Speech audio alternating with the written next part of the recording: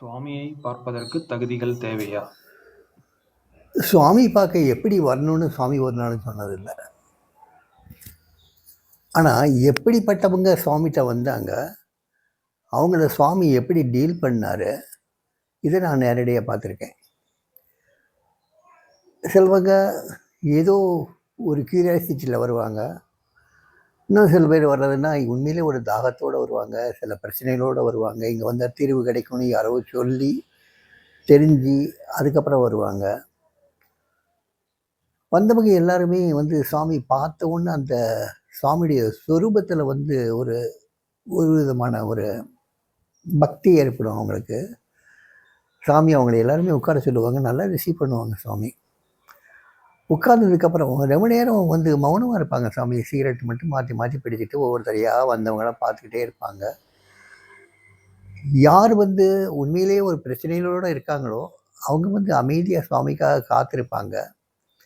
இந்த ஒரு கியூரியாசிட்டியில் வர்றவங்க, சாமினா என்ன, அவர் என்னதான் பேசுகிறாருன்னு பார்ப்போமேன்னு சொல்லி வர்றவங்க ரொம்ப நேரம் அங்கே இருக்க முடியாது, போயிடுவாங்க. அவங்க வர்றதும் தெரியாது, போகிறதும் தெரியாது. அவங்க வர்றதை பற்றியும் சாமி கவலைப்படுறதில்லை, போகிறத பற்றியும் கவலைப்படுறதில்லை. ஆனால் உண்மையிலே ஒரு தாகத்தோடு வரக்கூடிய பக்தர்களாகட்டும், பிரச்சனைகளோடு வரக்கூடிய பக்தர்களாகட்டும், அவங்க சாமி நல்லாவே பார்ப்பார்.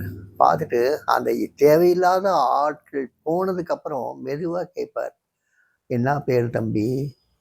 அது அவங்க தமிழ் பேச தெரியுன்னா தமிழில் கேட்பார், இல்லை அவங்களுக்கு ஆங்கிலம் புரியுன்னா ஆங்கிலத்தில் கேட்பார். What you want this beggar to do கேட்பார். இந்த பிச்சைக்காரன் என்ன செய்யட்டும்? Can this beggar do something for you? இந்த பிச்சைக்காரன் உங்களுக்காக ஏதாவது செய்ய முடியுமா அப்படின்னு மெதுவாக ஆரம்பிப்பார். வந்தவங்க தன்னுடைய பிரச்சனைகளை சொன்னாங்கன்னா அதை ஆழ்ந்து கேட்பார், ரொம்ப தீவிரமாக கேட்பார். அதில் கொஞ்சம் கூட கவனம் பெருசவே இருக்காது, மௌனமாக கேட்பார், ரொம்ப சீரியஸாக கேட்பார்.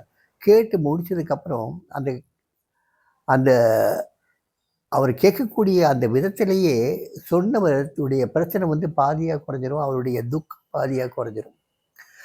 அப்புறம் கொஞ்ச நேரம் மறுபடியும் உட்காந்துட்டு இருப்பார். உட்காந்துட்டு இருந்த உடனே சாமி மெதுவாக சொல்லுவார், இந்த பிச்சைக்காரன் பேர் தெரியுமா உங்களுக்கு அப்படின்னு கேட்பார். தெரியும் சாமி. என்ன பேருன்னு கேட்பார். ஒருத்தர் விசிறி சாமியார்பார், ஒருத்தர் இன்னொரு சாமியார்பார். இல்லா தம்பி, இந்த பிச்சைக்காரன் பேர் யோகி ராம் சுரத்குமார், சொல்லுங்கம்பார். அதை சொல்லுவார். சொன்னதுக்கப்புறம் அதை ஞாபகம் வச்சுக்கிற அளவுக்கு 2-3 தடவை கேட்பார். 2-3 தடவையும் அவங்க சொல்லுவாங்க. சொன்னதுக்கப்புறம் பார்த்திங்கன்னா அவங்களுக்கு ரெண்டும் கொஞ்சம் தெளிவு பிறக்கும். அப்புறம் சுவாமி இன்னும் கொஞ்சம் விசாரிப்பார், அவர் எங்கே இருக்கார், எங்கேருந்து வந்தார், அவர் குடும்பத்தில் யாரெல்லாம் இருக்காங்க, எல்லா விவரமும் கேட்பார். கேட்டுட்டு அதுக்கப்புறம் அவருக்கு ஒரு குருவனுடைய தேவைகள் இருந்ததுன்னா அவருக்கு ஒரு பிரசாதம் கொடுத்து உடனே அனுப்பிச்சிடுவார். இல்லை அவருக்கு குருவனுடைய தேவைகள் அவருக்கு அப்போதைக்கு தேவை இல்லை அப்படின்னு சுவாமி ஃபீல் பண்ணாங்கன்னா அவங்கள அண்ணாமலையார் கோயிலுக்கு போகலாம், உங்கள் பிரார்த்தனை பூரா அண்ணாமலையார்கிட்ட சொல்லலாம், அண்ணாமலையார் எல்லாம் பார்த்துக்குவார் அப்படின்னு சொல்லுவார். அவரும் சந்தோஷமாக போயிடுவார். ஆனால் இந்த ஆன்மீக தாபம் உள்ளவங்க வந்தாங்கன்னா அவங்ககிட்ட சுவாமி கேட்டாங்கன்னா அவங்க பதிலே சொல்ல மாட்டாங்க. அவங்க கண் கலங்கும். அவங்க நமஸ்காரம் பண்ணுவாங்க. அந்த நமஸ்காரத்திலே தெரியும் அவங்க எதுக்காக வந்திருக்காங்கன்னு. அந்த ஆன்மீக மனோபலத்துக்காக வந்திருக்காங்கன்னு மட்டும் தெரியும்.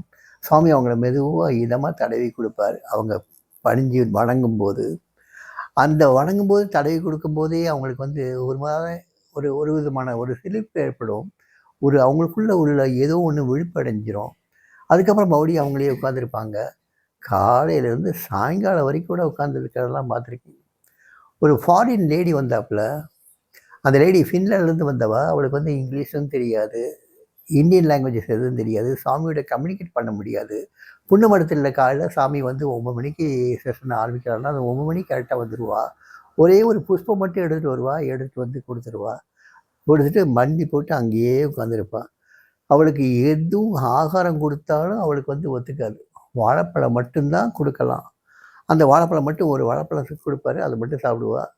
காலையிலேருந்து சாயங்காலம் வரைக்கும் சாமியே பார்த்தவாறு பார்ப்பல. சாமி அப்பப்போ பார்த்து அவளுக்கு ப்ளஸ் பண்ணுவாங்க. அவள்கிட்ட பேசவே முடியாது. ஆனால் இன்றைக்கு வரைக்கும் அந்த பொண்ணு பேர் கிறிஸ்டின் பேர். அந்த பொண்ணு இன்றைக்கும் எங்கேயோ இந்தியாவில் எங்கேயோ சஞ்சாரம் பண்ணிக்கிட்டு இருக்கா. இன்றைக்கி அவளுக்கு வயசு வந்து கிட்டத்தட்ட 70 வயசு இருக்கலாம். எங்கேயோ இருக்கா. நாங்கள் 2-3 தடவை அவளை ஆனந்த ஆசிரமத்தில் பார்த்தோம், தபோவனத்தில் பார்த்தோம், நிறைய இடங்கள். தபோவனம் இந்த தபோவனம் இல்லை, நித்யானந்த சுவாமியுடைய தபோவனம், அங்கே பார்த்தோம். இப்படி நிறைய ஆன்மீக சுகம் வாங்கிட்டு போனவங்க நிறையா பக்தர்கள் வந்திருக்காங்க. பக்தர்கள் வர்றதுக்கு வந்து தகுதி இருக்கா இல்லையாங்கிறத வந்து பக்தர்களே தீர்மானம் பண்ணுவாங்க. சாமியை பார்க்க வரும்போது அவங்க என்ன மனநிலைமையில் வர்றாங்கங்கிறது சாமிக்கு தெரியும். ஆனால் இப்படித்தான் வரணும், அப்படித்தான் வரணும், இந்த மாதிரி குவாலிஃபிகேஷன் உள்ளவங்க தான் வரணும், இந்த மாதிரி குவாலிஃபிகேஷன் இல்லாதவங்க வரக்கூடாது அப்படின்லாம் அங்கே ஒரு சட்டத்திட்டமே கிடையாது. ஏன்னா சாமி வந்து ஓப்பனாக உட்காந்துருந்தார்.